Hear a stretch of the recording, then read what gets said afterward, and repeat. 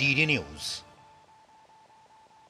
और आज का सबसे महत्वपूर्ण जो चर्चा का विषय जो विशेष है उस पर निगाह डालते हैं। आज हम किस विषय पर चर्चा करने वाले हैं आपके सामने विशेष, और आज का चर्चा का विषय पीएम का आतंकवाद के खिलाफ कार्रवाई का भरोसा। पीएम ने साफ तौर पर कहा कि हम न्याय दिलाकर ही रहेंगे। इस बहुत ही विशेष महत्वपूर्ण चर्चा में हमारे साथ कुछ खास मेहमान इस वक्त जुड़ चुके हैं। हमारे साथ इस वक्त बातचीत करने के लिए इस वक्त एसपी वैद साहब हैं, जो कि पूर्व डीजीपी रह चुके हैं जम्मू कश्मीर से। वैद सर, आपका बहुत बहुत स्वागत। सर, सबसे पहला और बुनियादी सवाल कि आतंक का नेटवर्क पूरे पाकिस्तान में है और लगातार हम देख रहे हैं कि इस तरह की खबरें, इस तरह के हमले होते रहे हैं। इस बार पाकिस्तान एक बार फिर से एक बहुत बड़ी गलती की है हिंदुस्तान पर, और इस तरह से निहत्थे लोगों पर आक्रमण करके, उस पर अटैक करके। भारत ने कुछ कदम उठाए हैं, लेकिन उस कमर को तोड़ने का, आतंक के कमर को तोड़ने के लिए और क्या कुछ किया जा सकता है? प्रधानमंत्री ने साफ तौर पर कहा है कि सर कि हम न्याय दिलाकर रहेंगे। क्या वो रास्ता हो सकता है? देखिए, नमस्कार आपको और आपके दर्शकों को। प्रधानमंत्री जी की स्पीच बहुत क्लियर है। उन्होंने देशवासियों को श्योर किया है कि जिन्होंने ये घिनौना काम किया है, और सिर्फ वही नहीं, उनके पीछे जो उनके आका हैं, उनका रेफरेंस था कि जो इनके हैंडलर्स हैं पार, जो जी। उसको आप इनडायरेक्टली ये भी कह सकते हैं, जो पाकिस्तान की डीप स्टेट है, जी। जिसमें पाकिस्तान की आर्मी, नॉन स्टेट एक्टर्स भी कह सकते हैं। हाँ, स्टेट एक्टर्स, जो पाकिस्तान की आप फौज और उनके आईएसआई है, जो ये सारा कुछ करवाती है। ये जो पॉलिसी है टेरर की, ये जो गजवा हिंद करना चाहते हैं, जो इस मानसिकता के लोग हैं, जो बात करते हैं कि हम पूरे ये जो भारत में इस तरह का माहौल पैदा करेंगे, डर का। तो इन जो ब्लीड इंडिया बाय 1000 कट वाली पॉलिसी जो इन लोगों ने रखी है, उनको भी सजा मिलेगी, ये प्रधानमंत्री जी अश्योर कर रहे हैं। और जहां तक आपका सवाल है कि जो कदम भारत सरकार ने उठाए, उसमें डिप्लोमेटिक कदम बहुत सारे हैं। जी। जैसे उन्होंने अटारी बॉर्डर को बंद किया, उसमें जो एम्बेसी का स्टाफ था ऑलरेडी 110 से 55 था, उसको 30 पे लाया, उसको और कम किया। हाई कमिश्नर ऑलरेडी जब से धारा 370 हटाई है, तो हमारा भी हाई कमिश्नर इस्लामाबाद में नहीं है और उनका हाई कमिश्नर दिल्ली में नहीं है। उसके साथ साथ जो डिफेंस अटैचीज थे एम्बेसी में, उनको पर्सोना नॉन ग्राटा किया डिक्लेयर, और आपने भी जो इस्लामाबाद में उनको वापस बुलाया है। उनके साथ जो स्टाफ था, सपोर्ट स्टाफ, उसको भी वापस बुलाया है। सर, और कठोर कदम की बात, साथ में क्योंकि ये सारे जितने डिप्लोमेटिक चीजें हो रही हैं, लेकिन एक सख्त एक कदम उठाया जाए भारत की तरफ से। हाँ, लोग अब ये इस बात की चर्चा कर रहे हैं। उसमें मैं उसका मेंशन जरूर करना चाहता हूँ। जो इंडस वाटर ट्रेटी थी, वो बहुत कारगर आने वाले वक्त में आपको दिखेगा, क्योंकि उससे पाकिस्तान की इकोनॉमी को और पाकिस्तान की जो उनकी अनाज पैदा करने की शक्ति है, क्षमता है, वो उसमें हिट करेगा। जी। उनका इरिगेशन इफेक्ट होगा, उनका पावर जनरेशन इफेक्ट होगा, पीने की पानी की किल्लत होगी। तो वो पाकिस्तान, आपने देखा होगा किस तरह के वहां से स्टेटमेंट आ रहे हैं कि हम बिल्कुल। खून की नदियां बहाएंगे। वो जो मिस्टर भुट्टो उनके फॉरेन मिनिस्टर रहे हैं, वो इस तरह का बयान दे रहे हैं कि हम, अगर हमारा पानी बंद किया गया तो हम खून बहाएंगे। इस तरह के बहुत सारे स्टेटमेंट बिल्कुल आप बिल्कुल। आए दिन सुन रहे होंगे। लेकिन जहां तक आपका सवाल है कि और क्या कदम उठाने चाहिए, उसमें जो ओवरग्राउंड वर्कर्स का नेटवर्क है और जो लोकल टेररिस्ट हैं, जैसे परसों वाली घटना जो हुई है पहलगाम में, उसमें पाकिस्तानी टेररिस्ट तो थे ही थे, लेकिन उनके साथ लोकल सपोर्ट भी उनको मिला है। सपोर्ट, ओवरग्राउंड सपोर्ट बिल्कुल। मिला। जो दो लोकल टेररिस्ट थे, उनके घरों को कल और परसों उड़ा दिया गया, और उन्होंने इनकी रैकी करवाई। उन्होंने ये स्पॉट दिखाया, यहाँ दिखाया कि यहाँ इस काफी हजारों की तादाद में टूरिस्ट आते हैं, सैकड़ों की तादाद में, लेकिन यहाँ आर्म्ड पुलिसमैन नहीं है। ये कमजोरी दिखाई, इसका रैकी करवाया, और 20 तारीख को ये खुलता है और 22 को इस तरह का हादसा बिल्कुल होता है। तो बिल्कुल। उसपे कुछ ये संगीत लगता है कि ये कैसे हुआ।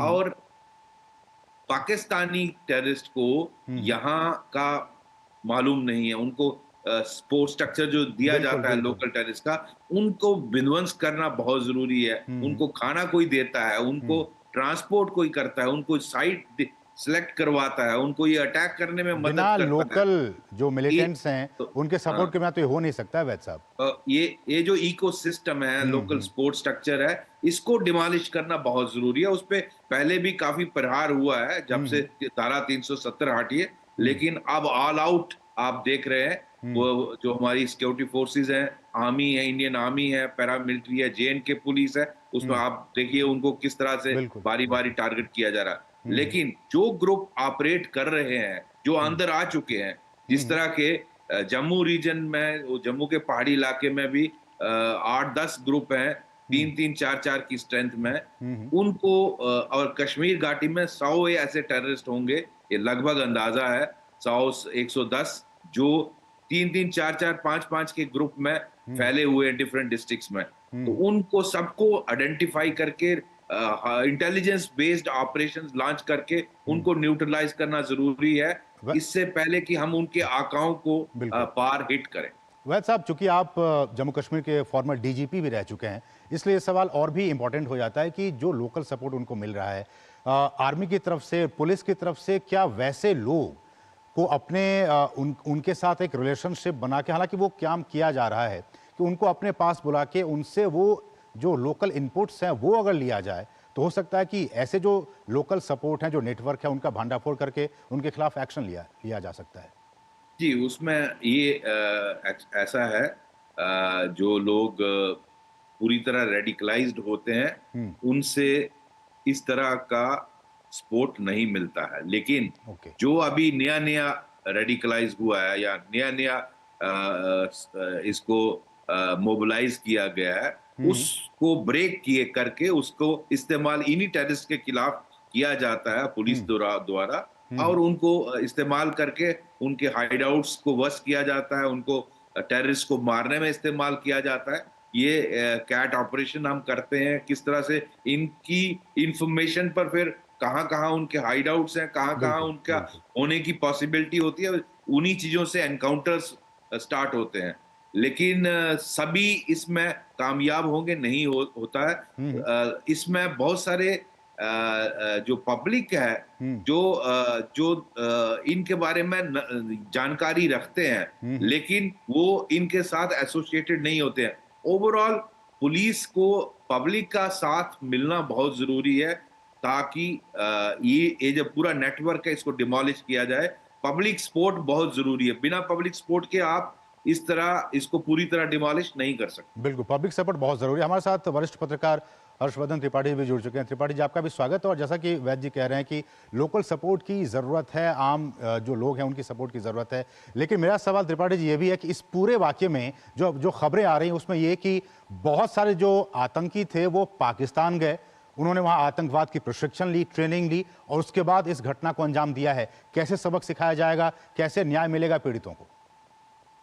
देखिए असीम जी, मुझे लगता है कि कई ऐसे फ्रंट हैं जिसको एक एक करके निपटना होगा और निरंतरता में निपटना होगा। क्योंकि वैद साहब तो वहां रहे हैं तो वो बहुत अच्छे से जानते हैं, और ऐसा नहीं है कि वहां के लोकल लोगों की मदद नहीं ली जाती है। जितने भी SPOs होते हैं वो सब के सब लोकल ही होते जी। हैं, और जम्मू कश्मीर पुलिस तो पूरी की पूरी वहीं की लोकल ही है, तो उसमें कोई ऐसा नहीं है कि नहीं है। लेकिन 2-3 फ्रंट हैं जो बड़े, जिसको कहें कि चिंता भी करते हैं और जिसको देख कर लगता है कि उसको हम कैसे निपटेंगे। ऐसे एक हृदय विदारक हमला होता है तो हम जागते हैं, फिर उस पर खूब चर्चा होती है।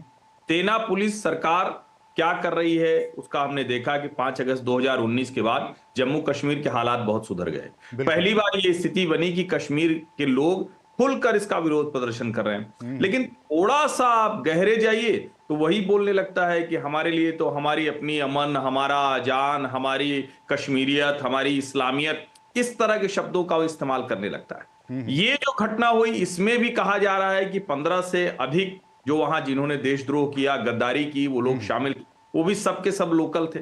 अब सवाल यह है कि क्या ऐसी कोई योजना सरकार बनाएगी जिस डिफेंस कॉलोनी की बात है, और हम देखिए ये परमानेंट हमारा दुश्मन है वो, या तो हम इसको खत्म करें, एलओसी क्रॉस करें, पीओजेके को ले, और उस मुल्क का जब तक अस्तित्व बना रहेगा तब तक आतंकवाद बना रहेगा, इसमें कोई भ्रम नहीं होना चाहिए। तो एक ये होता हुआ भारत को दिखना चाहिए। दूसरा क्या है, जो हम सिंधु जल समझौता जैसा है या दूसरे ऐसे जितने कोशिश हो सकती है, उसमें हमें जरा कुछ दिन के लिए ह्यूमैनिटी और दुनिया भर की चीजें जो है ये सब बंद कर देना चाहिए, और जो भारत में भी एक गिरोह है उसको भी थोड़ा सबक सिखाना चाहिए। इसमें मैं कोई संकोच नहीं करूंगा कि उनको भी सबक सिखाना चाहिए। तीसरी जो बहुत महत्वपूर्ण बात है, मुझे लगता है कि ये जो भारत और पाकिस्तान के बीच में, भारत की इतनी मुस्लिम महिलाएं वो पाकिस्तानी मुस्लिम पुरुषों से निकाह करके शादी करके बैठी हुई हैं। अब ये सब क्या स्लीपर सेल नहीं हो सकते? अभी तक लगता था कि सिर्फ कश्मीर के कुछ लोग हैं जो ठीक है भाई बट गया, उनका हिस्सा है तो उनका बनता है, लेकिन देश के हर हिस्से से, दिल्ली से लेकर प्रयागराज और जोधपुर तक से ऐसी खबरें आती, ऊपर से वो सरकार के ऊपर ही आक्रामक है। लेकिन ये सॉलिड प्रूफ तो नहीं हो सकते हैं त्रिपाठी जी, ये सॉलिड प्रूफ तो नहीं हो सकते हैं। क्या कह रहे हैं? मैंने कहा ये सॉलिड प्रूफ्स तो नहीं हो सकते ना, जिस बात का जिक्र कर रहे हैं आप। नहीं नहीं, मैं ये कह रहा हूं कि संभावना है ना इसकी, आप इसमें प्रूफ कहां से खोजने लगे? मैं कह रहा हूं ये भी एक संभावना है ना कि अगर यहां से इतने रिश्ते वहां बन रहे, कौन सा ऐसा रिश्ता होगा भाई, भारत और पाकिस्तान का ऐसा रिश्ता कैसे हो सकता है? एनिमी कंट्री के साथ रिलेशन बनाने का कोई तो तरीका तय होगा ना। सर अभी जिन पाकिस्तानियों को भेजा जा रहा है हिंदुस्तान से बाहर, वो सब रो रहे हैं, और वो सारे लोगों के रिलेशनशिप पाकिस्तान में भी है और इंडिया में भी है, और वो कह रहे हैं कि ये जो हुआ है वो गलत हुआ है। दरअसल यही खतरनाक है। आप इस वक्त वो रोके गए, अब वो ह्यूमन उसमें एंगल लेकर आएंगे, बच्चा जाएगा, हम यहां रहेंगे। आखिर ये कौन सी, उन्हें भारतीय मुसलमान नहीं दिखते क्या? और वैसे तो आप कहेंगे ग्लोबल सिटीजन बन जाएंगे, लेकिन जो हमारा हिस्सा था, जिसका अस्तित्व इस्लामिक बुनियाद पर है, जो इस्लामिक जिहाद कर रहा है, जो रोज आतंकवादी भेज रहा है, जो हमारे लोगों को रोज मार रहा है, जब हम हमारे लोग करें तो उसमें भारतीय मुसलमान भी शामिल है। लेकिन सर वो कहते हैं कि हर पाकिस्तानी तो आतंकवादी नहीं है ना, उसमें भी ऐसे लोग हैं जो बहुत अच्छे हैं, कुछ ही लोग बहुत खराब हैं। मुझे लगता है कि अब आप कुछ ज्यादा उदार हो रहे हैं। हर पाकिस्तानी आतंकवादी नहीं है, हर मुसलमान आतंकवादी नहीं, ये उनका कहना है, उनकी तरफ से वर्जन आता है कि देखिए हम मैं तो कह रहा सारे हूं कि ये पाकिस्तानी हम खराब क्यों नहीं कह है। रहे हैं? पाकिस्तान आतंकवादी देश है, एक लाइन की बात है, वहां भले लोग होंगे, हम कहां कह रहे हैं कि नहीं होंगे, एक से एक राक्षसों के बीच में संत पुरुष होते हैं, लेकिन जो मेंटेलिटी है उसकी बात कीजिए। आतंकवादी देश है पाकिस्तान, यहां से शुरू करेंगे तब बात ठीक हो पाएगी। और फिर मैं कह रहा हूं, अरे कश्मीर के लोग खड़े हैं ना, हम उनके साथ खड़े।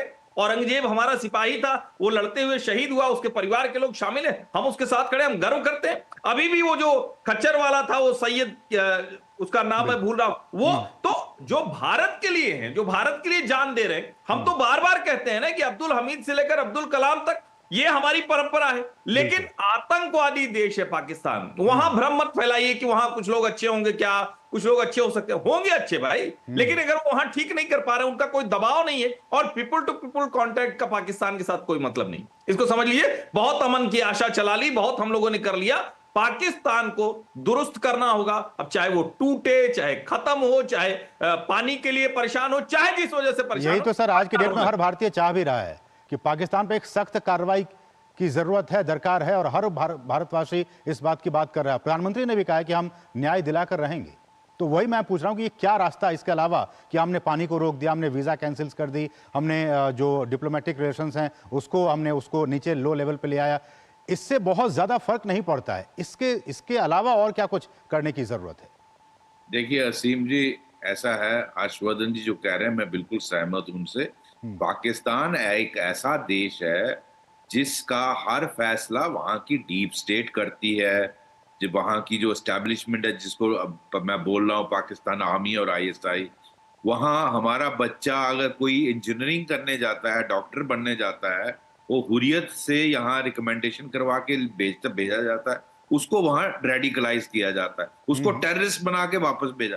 तो ये जो हर्षवर्धन भाई साहब कह रहे हैं बिल्कुल सही कह रहे हैं। एक ऐसा देश जिसकी पॉलिसी है आपके साथ गजवा हिंद करने का, बिल्कुल आपका bleed India by 1000 cut policy है, हर हालत में उसने भारत को तोड़ना है, यहाँ ड्रग्स भेजनी है, यहाँ उसका नियत ही ऐसा है। ऐसे देश के साथ मैं समझता हूं एक तो कोई डिप्लोमेटिक ताल्लुक रखना कोई मतलब नहीं मैं रखता, और उसके साथ जब तक आप उनकी डीप स्टेट को हिट नहीं करोगे, तब तक टेररिस्ट को 10 बिल्कुल। मैंने इधर मार लिए, 5 इधर मार लिए, आज तक हजारों मारे, उससे फर्क नहीं पड़ेगा, क्योंकि उनको पैदा करने वाली उनकी माँ वहां डीप स्टेट है, उसको हिट जब तक नहीं भारत ऐसे करेगा। में वैसे साहब और ये भी उसको- सवाल आता है कि ऐसे डीप स्टेट्स की फंडिंग, जहां से फंडिंग हो रही है, एफएटीएफ का रोल काफी इंपॉर्टेंट हो जाता है। ऑलरेडी वो ग्रे लिस्ट में है, उस पर भी और एक्शन लेने की जरूरत है।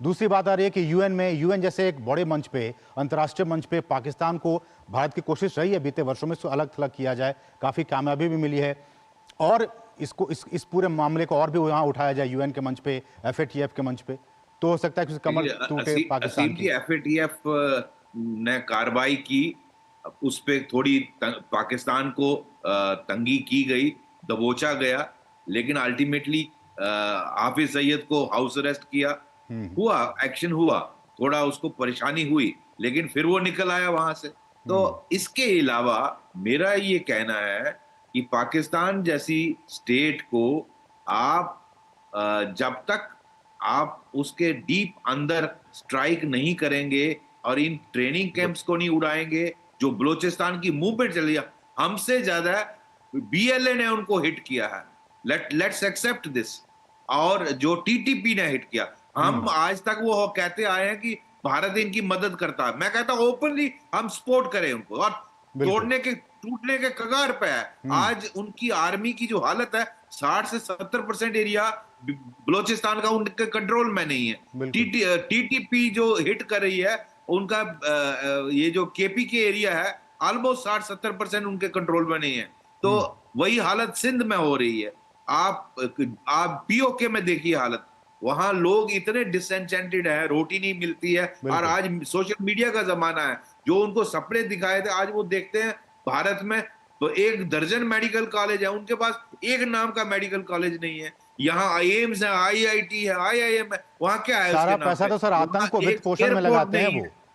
वो सारा पैसा भारत विकास में लगा रहा है, वो आतंकवाद को पैदा करने में, उसके वित्त पोषण में लगा रहा है पाकिस्तान। इसीलिए वहां के पीओके के लोग कहते हैं हमें भारत से मिलना है, आपको थोड़ा इनिशिएटिव लेने की जरूरत है। मैं समझता हूं आज वक्त आ गया, गिलगित बाल्टिस्तान और पीओके को ले लेना चाहिए। ठीक है त्रिपाठी जी, कुछ लोग ये भी कह रहे हैं कि जिस तरह से अमेरिका ने सपोर्ट किया, तुलसी गबार्ड ने साफ तौर पे कहा कि हम जो भी मदद अगर भारत चाहता है हम उसको देने के लिए तैयार हैं। तमाम अंतर्राष्ट्रीय जो वॉइसेस हैं वो भी भारत के सपोर्ट में है। इस वक्त जब ऐसी एक स्थिति बनी है कि तमाम जो विदेशी जो ताकतें हैं वो लगातार भारत के हित में और भारत के साथ खड़ी हैं, ऐसे में भारत क्या कुछ स्टेप उठाए ताकि एक कड़ा संदेश पाकिस्तान को जाए? देखिए सिम जी, मुझे लगता है कि भारत की सरकार और हमारे जो एजेंसीज हैं, सैन्य अधिकारी हैं, वो बहुत कहें कि इसी के एक्सपर्ट हैं, और वो लगातार चूंकि कॉन्फ्लिक्ट में है तो वो उसके हिसाब से रणनीति बना रहे हैं। लेकिन एक चीज देश भी अब देखना चाह रहा है, हमारी अपनी संसद का प्रस्ताव है, पाकिस्तान ऑक्युपाइड जम्मू एंड कश्मीर जो कब्जा कर रखा है, वो तो छुड़ाने का वक्त है। एलओसी डिसमेंटल करके उसको हमें नए सिरे से परिभाषित करना ही होगा। अब ठीक है, हम इसको ये नहीं कहेंगे कि 1971 के वॉर में क्या हुआ, 93,000 जो पाकिस्तानी सोल्जर्स थे वो समर्पण कर गए तो हम क्या गलती कर गए, वो सब ये करने का वक्त नहीं। लेकिन आज जो देश का मानस है, और जब हम कहते हैं कि दुनिया हमारे साथ खड़ी, हमारे साथ वो खड़े रहे, सिर्फ इतना करना, उससे हमें कोई मदद नहीं चाहिए। दुनिया के किसी देश से भारत को कोई मदद नहीं चाहिए, हम इतने सक्षम हैं। दुनिया के वो देश पाकिस्तान के साथ नहीं खड़ी, ये कूटनीति हमने कर ली है। बिल्कुल। अब हमें अपनी तरफ से तैयारी करके, और जाहिर है जब ये सब कुछ होगा तो युद्ध के हालात भी बन सकते हैं। जब सिंधु जल समझौता रद्द होने पर वहां की सरकार के लोग कहने लगे कि ये तो एक्ट ऑफ वॉर है, तो इसका सीधा सा मतलब हुआ कि असर तो उनको भी पड़ रहा है, उनको भी पता है कि क्या कुछ होने वाला है। और जिस तरह की स्थितियां हैं, चाहे वो जिसको हम कहते हैं ना कि अफगानिस्तान से उनके जो बॉर्डर पर लड़ाई चल रही है, सिंध के भीतर उनकी जो लड़ाई चल रही, और पहली बार हमने देखा जो बलोच विद्रोहियों ने जाफर एक्सप्रेस किया था, बलोच और सिंध विद्रोही ये दोनों एक साथ मिलकर खड़े हुए। तो पाकिस्तान कई मोर्चों पर है, और जो उसको चाइना का ओपन सपोर्ट मिलता था, अभी डोनाल्ड ट्रंप के आने के बाद जो जियोपॉलिटिकल सिचुएशंस हुई हैं, उनमें वो सपोर्ट मिलना मुश्किल है। आतंकवाद के साथ कोई देश ओपन खड़ा नहीं दिखना चाहेगा। भारत को इस अवसर का मैं कहूंगा कि उपयोग करना चाहिए और पाकिस्तान को ध्वस्त करने की कोशिश करनी चाहिए। और भारत भी इस कोशिश में लगा है कि पाकिस्तान को इस बार इसकी सजा उसे जरूर मिलेगी और जो पीड़ित है उनको बिल्कुल न्याय मिलेगा। बहुत बहुत शुक्रिया, समय इतना ही है। त्रिपाठी जी आपका बहुत बहुत शुक्रिया और वैसे आपका हमारे साथ इस कार्यक्रम में जुड़ने के लिए। आप दोनों ही मेहमानों का बहुत बहुत शुक्रिया। बढ़ेंगे आगे, यहाँ रुकेंगे बहुत ही छोटे से ब्रेक के लिए।